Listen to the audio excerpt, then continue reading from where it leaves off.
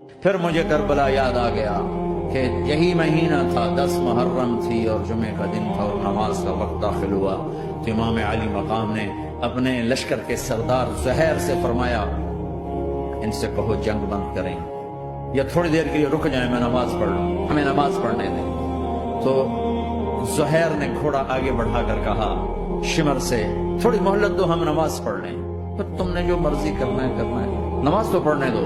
شمر نے کہا ہم نماز نہیں پڑھنے دیں گے۔ انہوں نے واپس آ کر عرض کی حضور وہ نماز پڑھنے کے لیے جنگ نہیں روکیں گے۔ کہا اچھا پھر ہم نماز تو نہیں چھوڑ سکتے۔